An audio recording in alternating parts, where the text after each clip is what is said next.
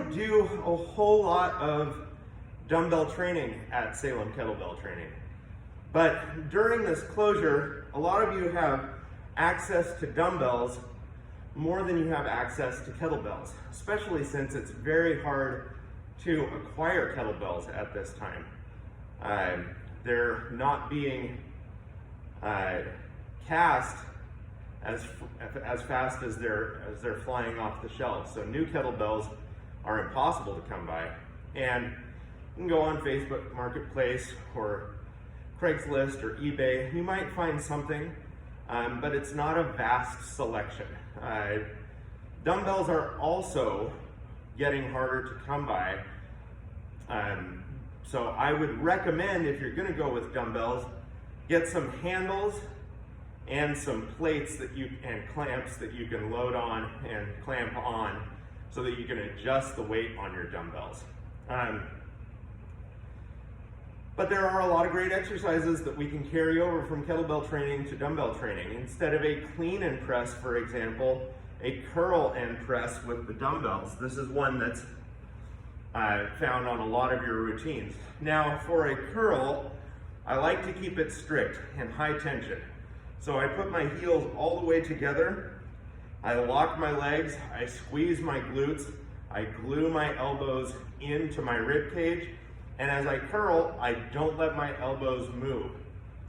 So they're not going to come forward as I curl, they're not going to come backward as I curl. It's not going to be a swingy curl or dumbbell clean. It's going to be nice and strict, elbows glued into the rib cage, tight body, crushed grip, curl. Now, if I want to add a press to this, my elbows are going to come away and I'm going to press overhead. So our dumbbell curl and press, strict curl, then press. You can make this a little bit more challenging by throwing yourself into a kickstand or B stance, putting all of the balance on one leg, curl and press. Or if you want to just stick with the curl, that's fine. Do the prescribed number of reps on each side. You might also see the curl and press or some version of it seated on a bench. When we have sort of limited weight, we can make the weight heavier by changing your position. So you can do a half kneeling dumbbell curl and press,